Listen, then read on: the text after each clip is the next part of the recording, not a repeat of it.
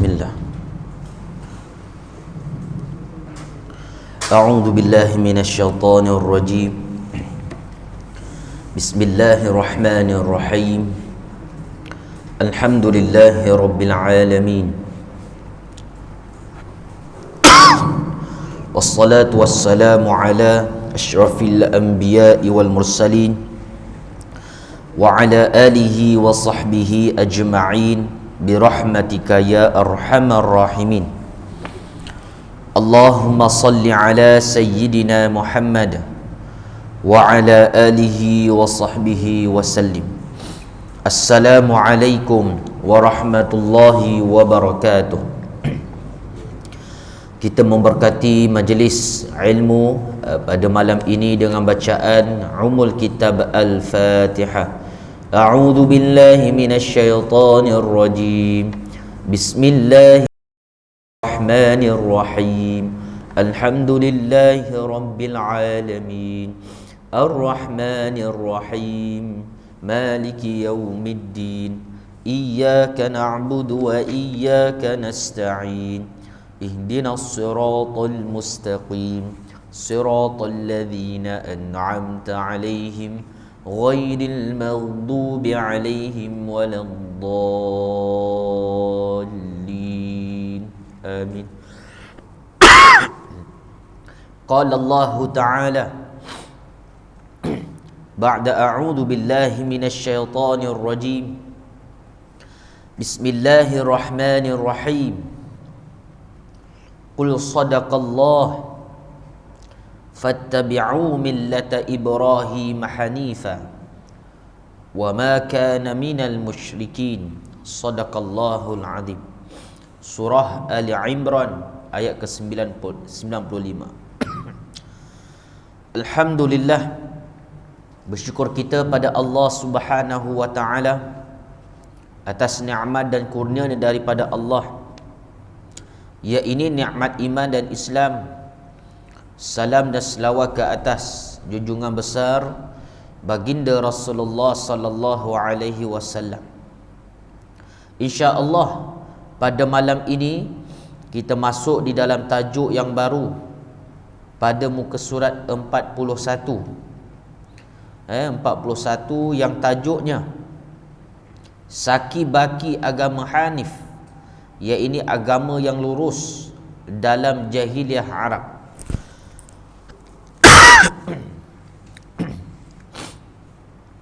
Ini juga adalah satu muqaddimah, iaitu pendahuluan yang penting.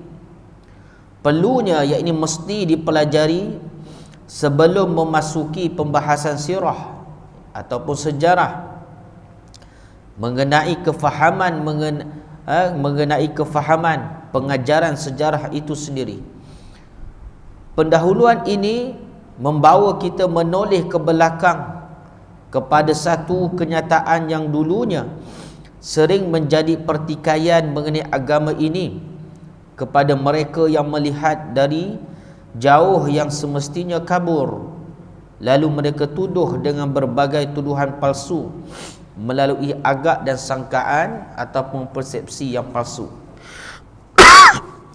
Bermakna di sini sebelum kita memahami, mempelajari sejarah kehidupan dan juga perjuangan Rasulullah sallallahu alaihi wasallam, perlunya kita mengetahui terlebih dahulu keadaan agama orang Arab sebelum diutusnya Rasulullah sallallahu alaihi wasallam serta diwahyukan, disyariatkan sebuah agama yang sempurna ataupun syumul, iaitu agama Islam.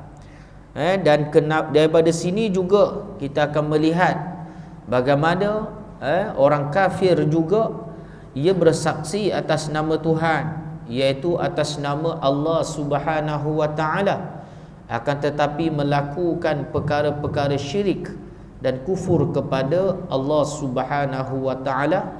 Maka di sinilah punca ataupun asbab kenapa mereka ini boleh sesat dalam kehidupan yang begitu jahil dan jauh dengan agama yang benar ketika itu, iaitu agama Hanif. Khulasah, yakni kesimpulan pada hakikat ini, ialah bahawa Islam itu tidak lain dari lanjutan kepada agama Hanif yang mudah dan lapang ruangnya. Allah Subhanahu wa taala telah mengutuskan bapa juga datuk kepada para nabi, iaitu Nabi Ibrahim bin Azar ataupun Tarikh alaihi salam, membawa agama tersebut, iaitu agama Hanif. Telah pun dijelaskan oleh Allah mengenai ini melalui banyak ayat-ayatnya dalam Al-Quran. Antaranya yang berbunyi wajahidu fillahi haqqa jihadih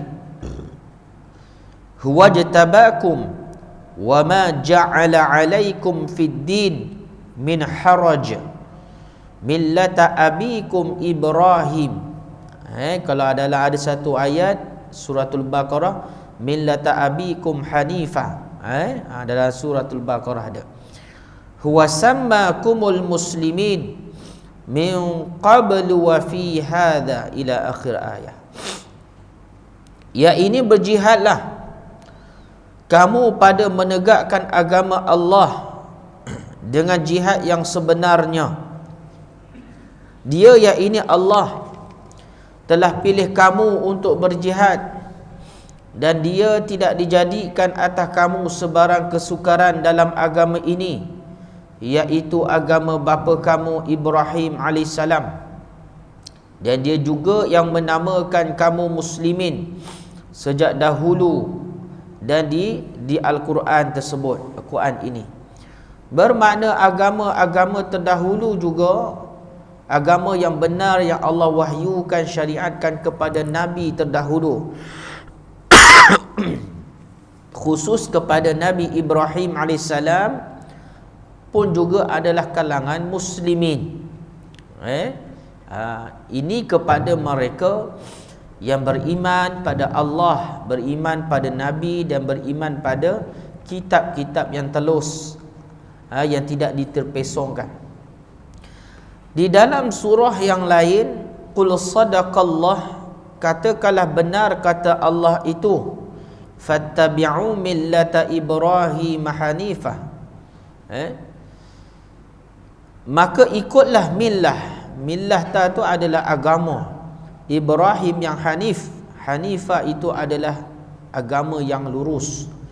Wa ma kana minal musyrikin, dan bukanlah dia, yakni Nabi Ibrahim, itu daripada kalangan orang-orang musyrikin. Surah Ali Imran ayat 95. Bermakna di sini, ketika mana Nabi Ibrahim alaihi salam dikurniakan, diwahyukan atau disyariatkan agama Hanif, maka selepas itu Nabi Ibrahim mengajarkan dan mewasiatkan agama Hanif ini kepada anaknya. Pertama kepada Nabi Ismail alaihi salam, khusus di kota Mekah ketika itu. Yang kedua, diajarkan dan diwasiatkan kepada anak yang kedua, iaitu Nabi Ishaq alaihi salam di Palestin, Baitul Maqdis.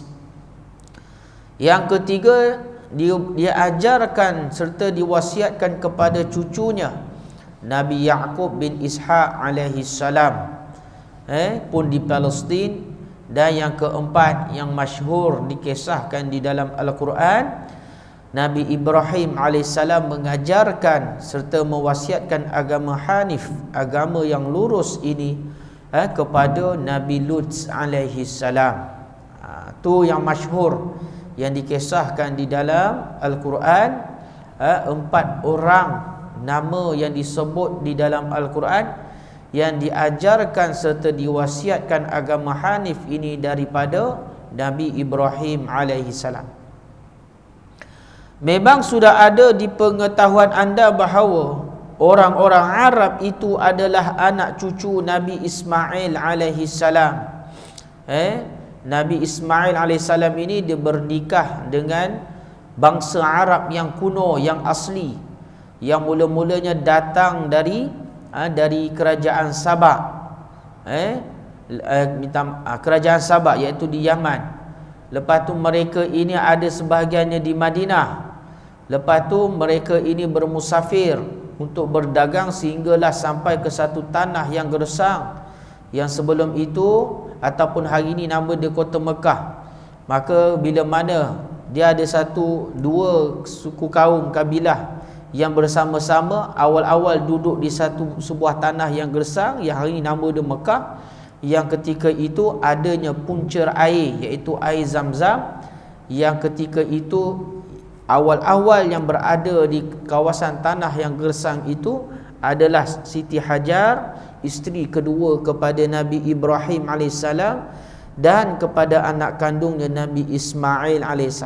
Maka ada dua bangsa Arab kuno, iaitu Bani Jurhum dan yang kedua Bani Imalak. Kabilah Jurhum dan kabilah Imalak. Dua kabilah inilah yang mula-mula bersama-sama untuk membina sebuah perkampungan yang kecil, sehingga membina sebuah kota yang kecil dan menjadi sebuah kota yang tempat didiami oleh kaum mereka, sehingga kan mereka ini daripada luar kota Mekah pun datang untuk melakukan ibadah, antaranya beribadah melakukan perkara umrah contohnya. Maka Nabi Ismail AS dia bernikah dengan bangsa Arab kuno daripada kabilah Jurhum. Pernah saya sebutkan sebelum ini. Pernah saya ceritakan pada awal-awal kisah dalam peristiwa sejarah keluarga Nabi Ibrahim AS. Maka dari situlah semestinya mereka mewarisi agama bersama selok-beloknya, iaitu agama yang telah Allah utuskan datuk mereka membawa tauhid dan perintah beribadah, iaitu perundangan, hukum hakam ataupun syariat kepada Allah, tidak mencerobohi batas larangannya, mentakdis dan menghormati semua yang disuruh menghormatinya.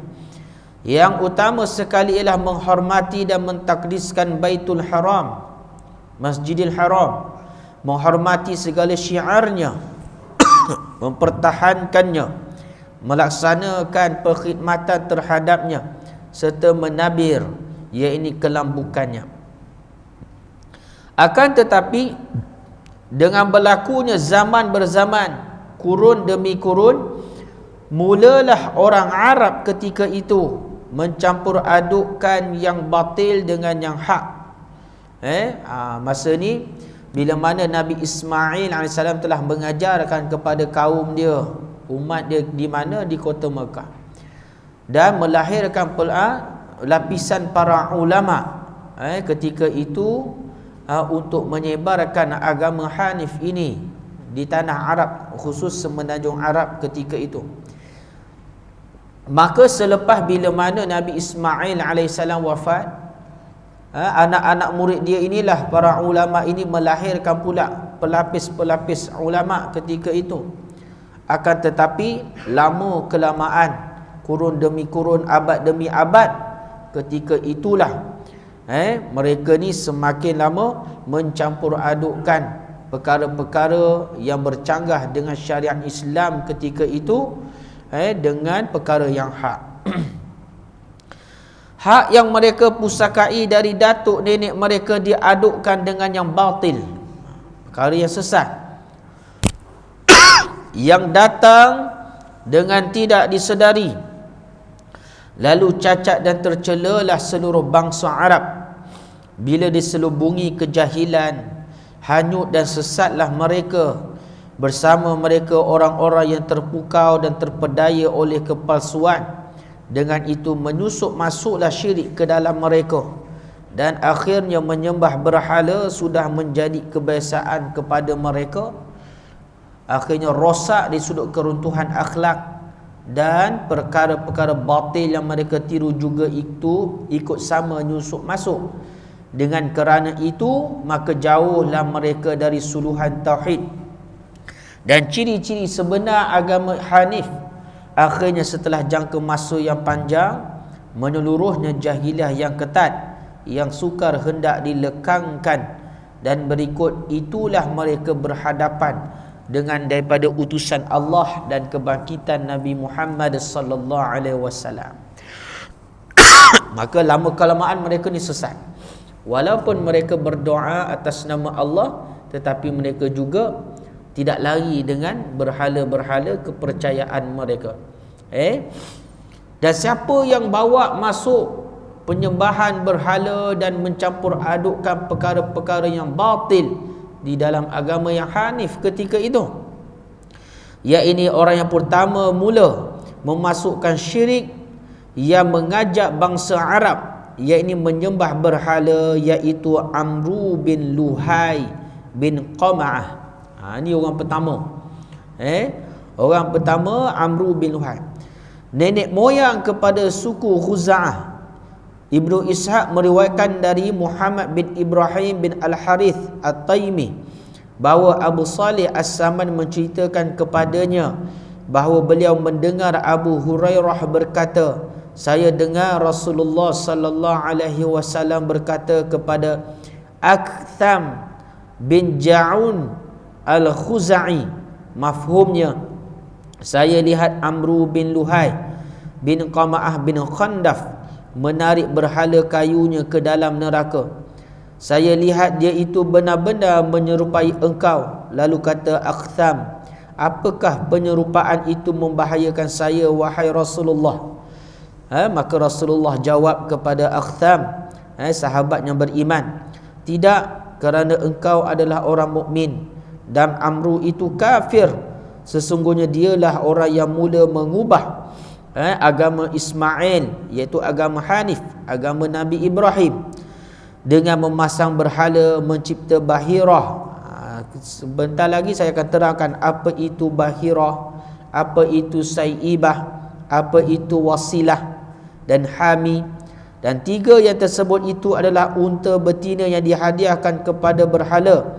Unta-unta itu dihormati, tidak boleh ditunggang, tidak boleh diminum susunya. Ia bebas memakan rumput di mana-mana. Terbukanya cerita ni bila mana Rasulullah menyatakan kepada sahabat dia, memang datang daripada keturunan suku Khuza'ah, iaitu Aktham. Muka Aktham ini, muka dia sama sebiji seperti tok moyang dia, iaitu Amru bin Luhai. Itu isu dia. Hanya Amru bin Luhai ini adalah kafir, bukan calon-calon orang dia ni. Dia ini adalah orang kalangan pemimpin di kota Mekah ketika itu, kalangan orang yang kaya, orang yang berkuasa, orang yang berpengaruh, pandai berkata-kata. Bahkan dia juga orang yang banyak membantu kebajikan kepada penduduk Arab di kota Mekah. Maka dia ni bukan pemimpin calang-calang lah, Amru bin Luhai ni di kota Mekah. Sebab itu bila mana dia membawa berhala ini, kisah dia, iaitu Ibnu Hisham meriwayatkan bagaimana cara Amru bin Luhai menerapkan penyembahan berhala ke dalam bangsa Arab, iaitu ketika mana menggembara ke negara Syam atas urusan perniagaan ataupun perdagangan. Bila ia tiba di satu tempat Ma'ab dalam daerah Balqa, ketika itu didiami oleh suku Amalik, artinya anak cucu Amlik bin Lawaz bin Sam bin Nuh alaihi salam. Amru melihat mereka menyembah berhala, lalu ia bertanya, apa benda yang kalian sembah ini? Sebelum itu saya nak terangkan, kalau ikutkan mereka melihat suku kaum Amalik, salah sila keturunannya adalah daripada keturunan anak kepada Nabi Nuh AS, iaitu Sam ataupun Sam. Sam ni adalah anak kandung kepada Nabi Nuh, dan dia di antara orang yang beriman dan mengikut naik bahtera yang dibina oleh Nabi Nuh dengan umatnya. Bahtera untuk diselamatkan daripada azab yang Allah timpakan kepada umat Nabi Nuh yang telah syirik dan kufur kepada Allah Subhanahu wa taala. Penyembahan berhala ini sebenarnya sudah ada sebelum Nabi Nuh AS menyampaikan dakwah lagi. Banyak kisah-kisah sejarah bagaimana dinukilkan mengenai sejarah awal boleh datangnya penyembahan berhala. Ada kisah diriwayatkan penyembahan berhala ini datang daripada selepas zaman Nabi Adam AS, iaitu kepada zaman Nabi Sits AS. Nabi Sits ini adalah bukan 25 Nabi yang kita wajib kenali dan imaninya, akan tetapi dia adalah anak kandung, diriwayatkan dia adalah anak kandung kepada Nabi Adam AS, Nabi Sits AS. Biasa kita kenal Nabi Adam, Idris, Nuh. Daripada salah silah keturunan Nabi Sits AS melahirkan umat dia, kalangan orang-orang yang beriman ketika itu. Maka bila selepas Nabi Sits AS meninggal dunia, melahirkan para ulama masa itu, dan bila mana para ulama ini, mereka ni orang yang baik, orang yang betul. Akan tetapi anak-anak murid mereka yang ta'assub dan ghulu, iaitu pelampau, inilah punca-punca penyembahan berhala ketika itu. Walaupun mereka ada riwayat menyatakan cerita ini Israiliyat, cerita yang ditambah tolong, tetapi banyak juga kitab-kitab ataupun buku-buku sejarah mengenai penyembahan berhala ini pada zaman ketika itu, selepas kewafatan Nabi Sits alaihissalam. Maka mereka ni, anak-anak murid ini, bila mana tok-tok guru mereka meninggal dunia, mereka ni meratap begitu sedih dan sebagainya, sampaikan meratap pergi dekat kuburan-kuburan tok guru mereka, sampai macam tu. Makna melampau ataupun mudah cerita ta'assub kepada tok guru dia. Masa tu tok guru dia okey, anak murid dia yang ghulu, pelampau. Maka daripada situlah hasutan syaitan menusuk ke dalam jiwa mereka, iaitu untuk melakukan membina berhala ataupun patung yang seiras-iras muka tok guru mereka untuk mereka melepaskan kerinduan. Itu punca. Mula-mula mereka membina patung di kawasan kuburan. Lepas tu dihasutnya lagi hasutan syaitan, daripada kalau rasa rindu lagi, bina lagi, ukir lagi patung yang menyerupai muka, tubuh badan kepada tok guru kau, dan letak setiap sudut di rumah kau, untuk melepaskan rindu dan sebagainya. Maka daripada situlah punca-punca datangnya penyembahan berhala. Dan berhala-berhala mereka ni juga adalah daripada nama-nama tok guru mereka. Sebagai contoh nanti kita akan lihat berhala-berhala yang dinamakan oleh Amru bin Luhai ini kepada penduduk Arab ketika itu.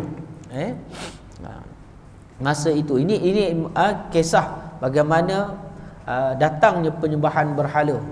Sebab itu waktu selepas zaman Nabi Sits dan hadirnya zaman Nabi Idris alaihissalam, pada zaman Nabi Idris alaihissalam, Nabi Idris berhadapan umatnya menyembah berhala. Begitu juga Nabi Nuh alaihissalam berhadapan dengan umat dia menyembah berhala. Maka daripada keturunan Nabi Nuh alaihissalam, daripada suku Imalak, minta maaf bukan Imalak, Amalik. Imalak lain, Amalik lain. Kat situ beza dia. Maka daripada situlah mereka ni menyembah berhala di Syam ketika itu, yang membuatkan Amru bin Luhai, antara pembesar kota Mekah ketika itu, rasa tertarik dengan penyembahan berhala ketika itu. Maka Amru bin Luhai menyatakan, apa benda yang kalian sembah ini? Maka suku kaum Amalek menyatakan, inilah patung-patung berhala. Kami sembahnya meminta hujan, maka ia turunkan hujan.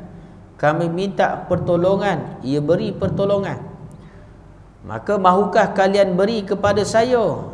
Ini makna Amru bin Luhai menyatakan pada suku Amalek tu, mahukah kalian beri kepada saya salah satu berhala itu, saya akan bawa pulang kepada bumi orang-orang Arab untuk mereka sembahnya.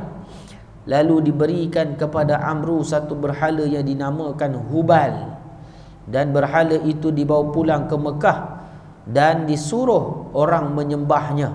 Dikisahkan dalam Sirah Ibnu Hisham, juga dalam Kitabul Asnam Ibnu Kalabi. Maka dari situlah peristiwa penyembahan berhala daripada penduduk kaum Arab di kota Mekah. Dan seterusnya saya merujuk iaitu di dalam kitab Ar-Rahiq Al-Makhtum Sirah Nabawiyah. Maka daripada Hubal itu berkembanglah pelbagai nama-nama berhala yang dinamakan oleh pengikut-pengikut mereka, iaitu Amru bin Luhai, iaitu di antaranya berhala mereka yang tertua yang bernama Manah, yang terletak di Al-Mushallal, iaitu di pesisiran Laut Merah, berhampiran dengan Qudaid. Ini dalam kitab Ar-Rahiq Al-Makhtum Sirah Nabawiyah. Kemudian mereka meletakkan berhala yang kedua Al-Lata di Taif, dan seterusnya Al-Uzza di Wadi Nakhlah. Al-Uzza itu nama orang, Al-Lata pun nama orang. Dia ada kat sini tulis Manah, tapi dalam riwayat yang lain nama dia Al-Manar. Manah ada, Al-Manar pun ada. Antara dalam surah apa menceritakan dalam juzuk 30 ani ahli qul ya kadulina wal hadi wa laysal birru an ta'tu al buyut kan. Nak kena cari balik nama surah tu. Surah ada satu surah tu dia menyatakan tiga-tiga nama berhala ini dalam juzuk 30. Maka diceritakan bahawa Amru bin Luhai dapat melihat jin. Ini syaitan lah. Sama juga bila mana kalangan ada orang Islam yang percaya dengan benda-benda ilmu batin, melibatkan pertolongan jin, perjanjian dengan jin, itu semua permainan syaitan dan iblis. Syaitan dan iblis. Sebab itu sebagai contohnya, ni mungkinlah berlaku, bahkan berlaku depan mata saya jugalah. Ada saudara saya kat Johor, elok dia kan, tiba dia belajar silat. Belajar silat ni bagus. Ia adalah satu seni mempertahankan dirilah dalam untuk bergusti dan sebagainya. Akan tetapi bila mana huluk melampau, mencampur adukkan perkara-perkara yang batil, iaitu ilmu batin lah, main dengan benda jin. Dah lepas dia belajar benda-benda macam tu kat Pontian, belajar benda-benda macam tu, tak pernah kena rasuk, 2-3 kali kena rasuk kat rumah. Dia punya mengamuk tu kuat. Dia dah belajar silat. Kuat tu ialah tenaga lelaki kan. Berlaku baru-baru ni 2 bulan lepas. Ayah saya 2-3 kereta pergilah ziarah. Ayah saya orang Pontian, ziarah lah rumah adik dia kan. Lepas tu dia punya menantu dia 2-3 kali kena rasuk dah, sebab belajar silat. Silat tu betul, tapi bila dia campur aduk dengan benda-benda ilmu batin tadi kan, tu perkara dia, tu kisah dia. Dan sama juga kalau siapa pernah dengar ini wallahu alam, saya ada seorang sahabat, dia ni pun kuatlah dengan benda-benda, contohnya sejarah-sejarah melibatkan kesultanan. Maka benda tu betul. Dahulu bila mana nak melantik pembesar-pembesar bawah sultan lah, dahulu kala lah, zaman sebelum ada penjajah lagi, nak lantik pembesar dan sebagainya, antara ni dia menggunakan keris. Lepas tu ditenggelamkan dalam laut, ada yang dikatakan dalam tasik, ada yang dikatakan dalam sungai. Maka benda tu akan memilih dan sebagainya, keris tu akan terbang keluar daripada air. Nantikan. Benda-benda macam tu semua adalah permainan jin, syaitan, iblis.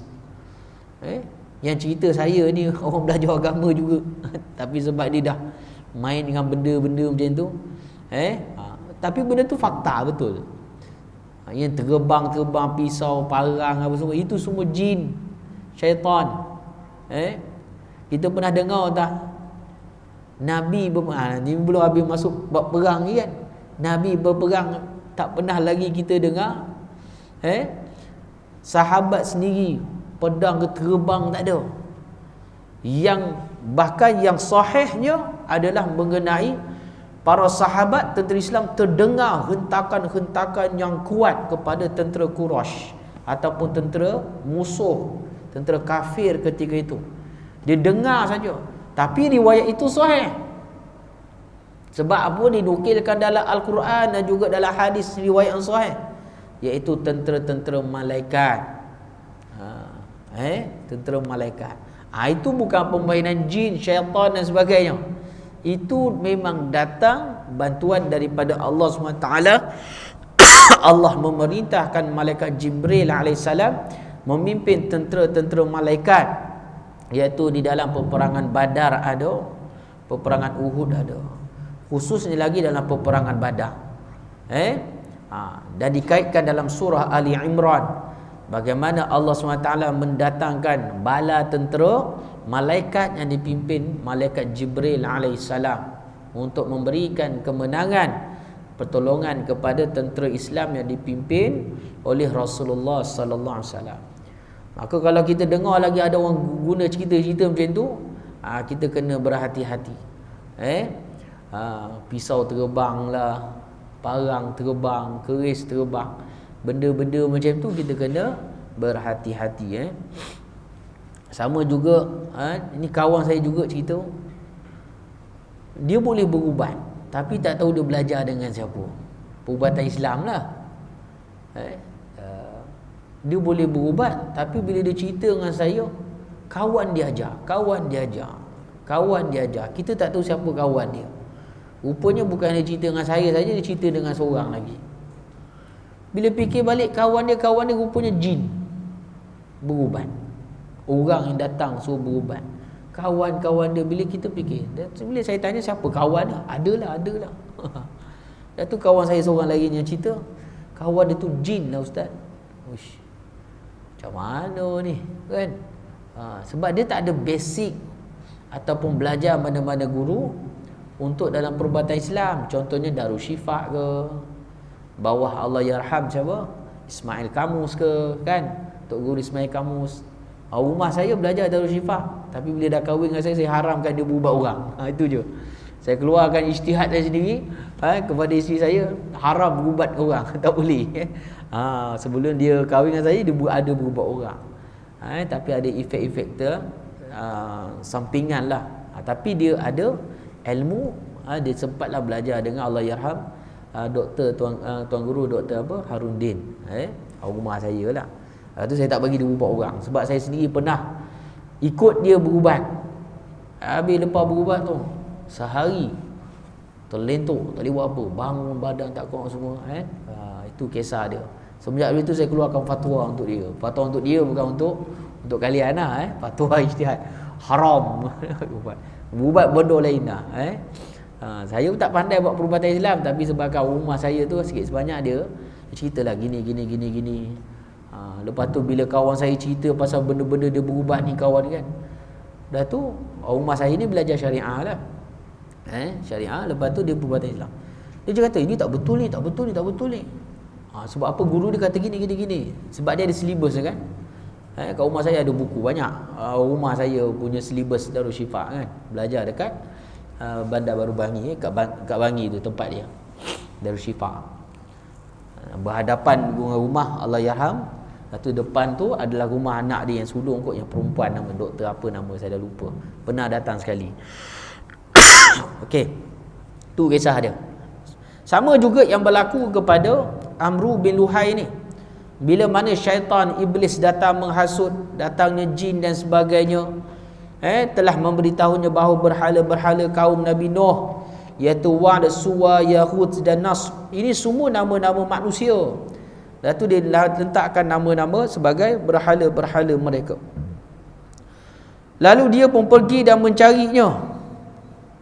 Dia membawa berhala itu ke Tihamah, dan apabila tiba musim haji, dia berikan berhala-berhala itu kepada kabilah-kabilah untuk dibawa pulang ke kampung halaman masing-masing.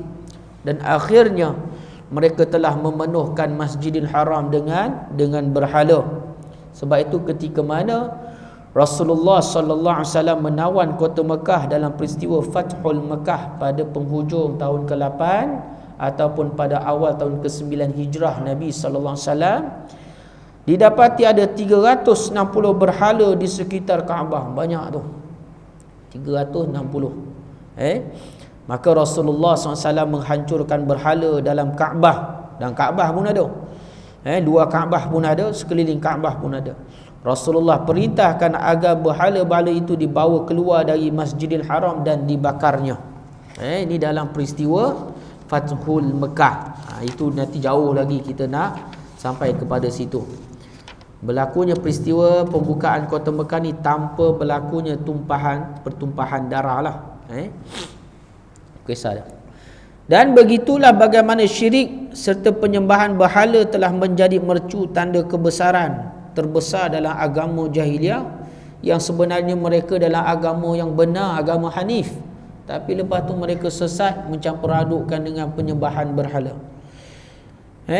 Dalam masa yang sama mereka dakwahlah kononnya mereka adalah pengikut agama Nabi Ibrahim AS, sama perangai orang Yahudi, orang Nasrani, ahli kitab yang beriman pada kitab terdahulu yang telah dipesongkan. Mereka kata kami beriman pada Allah, kami ikut Nabi dan sebagainya, tapi mereka tak nak mempercayai, tak nak ikut Nabi Muhammad sallallahu alaihi wasallam. Ini perangai dolak dalih. Membuat alasan dan dolak dalih. Okay. Dan di antara tradisi mereka yang sesat ini dalam penyembahan berhala, yang pertamanya, ini dalam kitab Ar-Rahiq Al-Makhtum, mereka beriktiraf di hadapan berhala-berhala itu, mengadu, menyeru, minta tolong pada saat-saat genting. Sepatutnya nak mengadu, merintih, minta tolong dalam keadaan genting ataupun susah hanya kepada Allah Subhanahu wa taala, tapi mereka mengadu berdoa kepada berhala-berhala mereka untuk tunaikan hajat mereka, dengan kepercayaan bahawa berhala-berhala itu akan menjadi syafaat di sisi Allah Subhanahu wa taala serta mencapai apa yang mereka inginkan. Itu pertama, tradisi ataupun kaedah ibadah mereka dalam berdoa pun dah sesat. Yang kedua, mereka juga menunaikan haji ke atas berhala-berhala itu. Mereka juga bertawaf mengelilingi berhala. Mereka rendahkan diri di sisi serta sujud kepada berhala mereka. Sebab apa? Dalam agama Hanif, agama yang benar dan lurus, masa agama Hanif inilah Allah SWT mensyariatkan bertawaf, menunaikan haji kepada Nabi Ibrahim AS, dan juga berkorban, korban binatang ternakan, kan?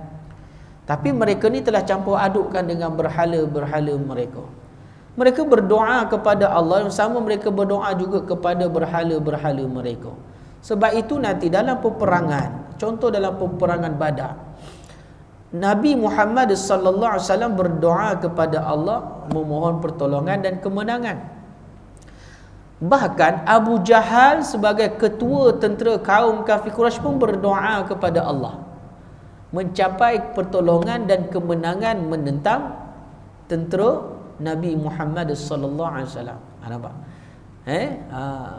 Tapi sebenarnya mereka ni golongan tentera Quraisy kafir ketika itu, mereka ni telah sesat, mencampur adukkan agama nenek moyang mereka, iaitu menyembah berhala. Itu yang kedua. Sebab itu nanti dalam ada peristiwa orang luar datang masuk ke Mekah untuk menunaikan haji. Maka masa tu Nabi pergi kepada kabilah-kabilah dua kota Mekah ni untuk menyampaikan seruan dakwah. Itu tajuk akan datang. Rupanya mereka ni mencampur aduk agama yang batil, penyembah berhala, dengan agama yang benar, iaitu agama Hanif. Yang ketiga pula, mereka juga bertakarrub dengan berhala-berhala. Bertakarrub ini apa? Iaitu mendekatkan diri kepada berhala. Macam kita agama Islam, kita seharusnya, sewajibnya bertakarrub dengan Allah, iaitu mendekatkan diri dengan Allah. Takarrub ni ambil daripada perkataan asal qarib, iaitu dekat, hampir. Tapi mereka ni mendekatkan diri dengan berhala-berhala itu dengan berbagai jenis korban. Contoh, mereka menyembelih dan berkorban untuk berhala dengan menyebut nama berhala-berhala mereka. Sepatutnya kita nak melakukan penyembelihan, korban pada binatang-binatang korban ataupun ternakan. Bila kita nak sembelih tu, rukun dia ataupun syarat sah melakukan penyembelihan antaranya adalah menyebut dengan nama Allah, iaitu sekadar kita sebut bismillah, ataupun bismillahirrahmanirrahim. Bismillahirrahmanirrahim, Datuk kita ada takbir Allahu akbar, Allahu akbar, tapi sekadar sebut bismillah ketika mana melakukan penyembelihan. Tetapi mereka ketika itu melakukan penyembelihan menyebut atas nama berhala-berhala mereka, maka tidak tercapai rukun ataupun syarat sah penyembelihan. Ikutkan kaedah penyembelihan mereka mengikut syariat agama Hanif, kaedah dia. Sama macam kita agama Islam, kaedah sembelih tu sama dengan agama Hanif. Tapi mereka sebut atas nama selain Allah Subhanahu wa taala, maka binatang ternakan yang telah disembelih itu ataupun binatang korban yang telah disembelih, maka kita orang Islam tak boleh makan. Haram, dikira bangkai. Iaitu bukti dia Allah SWT rakamkan dalam surah Al-Maidah ayat 3, diharamkan kepada kamu memakan bangkai binatang yang tidak disembelih. Itu pertamalah. Darah yang keluar mengalir, iaitu darah haram kita makan. Daging babi termasuk semua anggota tubuhnya. Binatang-binatang yang disembelih bukan kerana Allah, itu tadi. Binatang-binatang yang disembelih bukan kerana Allah, ataupun bukan niat ataupun menyebut atas nama Allah Subhanahu wa taala, maka haram binatang itu kita makan. Alhamdulillah. Dalam ayat yang lain Allah SWT menyatakan mengenai hal ini, wala ta'kulu mimma lam yuzkarismullahi alaihi wa innahu lafisqa. Janganlah kamu makan binatang-binatang yang tidak disebut nama Allah ketika menyembelihnya. Wa inna syayatin la yuhuna ila awliyaihim liyujadilukum. Sesungguhnya yang sedemikian itu adalah perbuatan fasik, yang ini berdosa. Sesungguhnya syaitan itu membisikkan kepada pengikut-pengikutnya supaya mereka membantah, yakni menghasut kamu. Wa in ata'tumuhum innakum la musyrikun. Sekiranya kamu menurut hasutan mereka, sesungguhnya kamu menjadi sumpama orang yang musyrik. Iaitu golongan yang syirik kepada Allah Subhanahu wa taala. Ini dalam surah Al-Maidah. Haram pertama Allah sebut dalam surah Maidah ayat 3 ni, haram kita makan bangkai yang tidak disembelih. Haram kita makan darah yang mengalir. Ada darah yang mengalir, ada darah yang beku. Dalam tubuh badan binatang ternakan ada darah yang mengalir, ada darah yang beku. Darah beku ni contohnya apa? Hati, limpa, jantung, otak, lagi apa? Telur kan. Biasa ada orang makan kan, telur pun orang makan. Mata, organ dalaman lah senang cerita. Darah beku dipanggilkan. Darah cair haram. Akan tetapi ada kemaafan, keringanan. Contohnya daging, daging yang dibakar, daging yang dimasak. Biasa daging tu kadang keluar apa ni, darah-darah tu kan. Darah-darah begitu dimaafkan. Yang penting cuci dulu, tapi keluar juga darah tu, tu dimaafkan. Yang keempat, perkara yang mereka melakukan tradisi syirik kepada Allah SWT. Antara cara mereka menghampirkan diri pada berhala mereka ialah dengan mengkhususkan sesuatu makanan dan minuman untuk berhala mengikut apa yang nyata bagi mereka. Begitu juga sebahagian dari hasil pertanian dan ternakan mereka khususkan untuk disembahkan kepada berhala-berhala itu. Ini mereka menggunakan berhala-berhala. Makna mereka juga guna syaitan lah, guna jin untuk menjaga apa? Pertanian dan juga ternakan.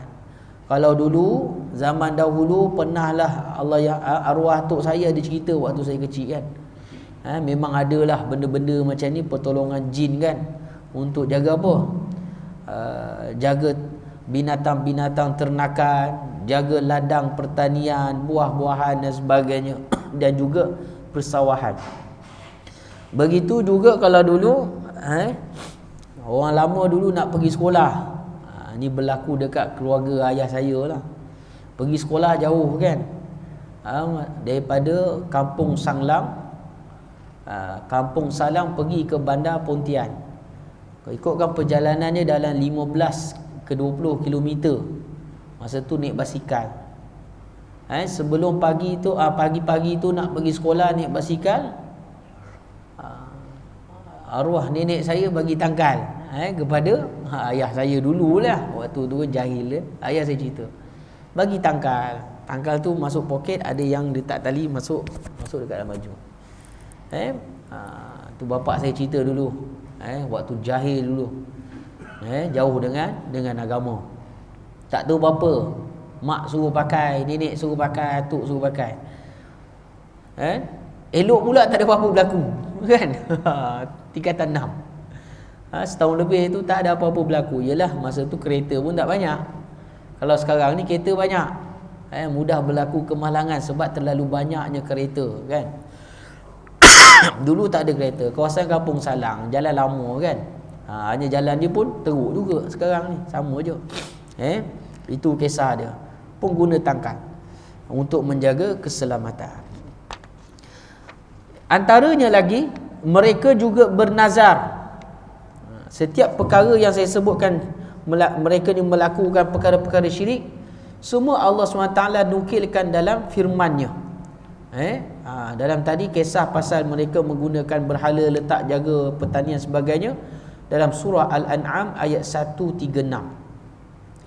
Ada juga cara mereka takarrub, iaitu mendekatkan diri dengan berhala-berhala itu, iaitu dengan bernazar ke atas tanaman dan ternakan mereka. Mereka pun bernazar yang melanggar syariat Allah SWT, bercanggah dengan akidah. Kita nak bernazar boleh, tetapi mesti bertepatan dengan akidah dan juga syariat Allah Subhanahu wa taala. Kena faham. Antaranya lagi yang keenam, ni tadi saya sebut pasal bahira, saibah, wasilah, alham. Ini Allah SWT nyatakan dalam surah Al-Maidah, ma ja'alallahu min bahirah. Bahira binatang, wala saibatin, saibah, wala wasilatin, wasilah, wala hamin, dan ham, walakinnal ladzina kafaru yaftaruna 'ala Allahil kadhiba wa aktharuhum la ya'qilun. Allah SWT tidak sekali-kali mensyariatkan akan adanya bahirah, saibah, wasilah dan ham. Akan tetapi orang kafir itu sentiasa mengada-adakan perkara dusta terhadap Allah. Dan kebanyakan mereka ni tidak menggunakan akal. Wa aktsaruhum la ya'qilun, tak guna akal dalam buat perkara-perkara macam ni. Okey. Iaitu binatang al-bahirah. Pertama al-bahirah. Al-bahirah ini apa? Ialah anak betina kepada as-saibah. Saibah, anak betina kepada saibah. Saibah ini pula ialah unta betina yang melahirkan 10 anak betina berturut-turut tanpa ada anak jantan di antaranya. Saibah, unta betina, digelarkan nama saibah, unta betina yang lahirkan anak untanya, anak unta pun betina juga, berturut-turut 10 ekor tanpa ada anak jantan antaranya. Maka apabila telah sampai ke tahap itu, ia dibiarkan bebas, tidak boleh ditunggangi, tidak boleh diambil bulunya, tak boleh minum susunya kecuali oleh tetamu. Makna tetamu boleh minum. Selepas itu, jika ia melahirkan anak betina, maka anak betina itu dibelah telinganya, kemudian dibiarkan bebas bersama ibunya. Maknanya lahirnya yang ke-11 anak betina itu, dan anak betina ke-11 itu dipotongkan telinganya dan dibiarkan bebas bersama si ibu dia. Tidak boleh ditunggangi, tak boleh ambil bulunya, tak boleh minum susunya kecuali oleh tetamu. Maka inilah al-bahirah anak as-saibah. Okey. Mana bahirah saibah adalah melibatkan unta betina. Yang kedua adalah wasilah, iaitu kambing jantan yang berjaya mendapatkan 10 anak betina berturut-turut melalui 5 ibu yang tidak diselangi dengan kelahiran anak jantan. Maka kambing jantan itu dijadikan wasilah. Mereka mengatakan qa'ad wasalah, ia telah sampai, konon syafaat lah. Oleh itu anak-anak ni yang dilahirkan selepas itu hanya boleh dimiliki oleh orang lelaki, tetapi tidak golongan wanita, melainkan jika ia mati, maka bolehlah orang lelaki dan wanita sama-sama memakannya. Itu wasilah. Alham ialah unta jantan yang berjaya dapatkan 10 anak betina berturut-turut tanpa selangi anak jantan, maka belakang unta itu dipelihara. Bermakna tak boleh kita tunggang. Tidak boleh ditunggangi, tak boleh ambil bulunya, dan ia dibiarkan berkeliaran dengan kawanan untanya tanpa dia ambil apa-apa manfaat daripadanya.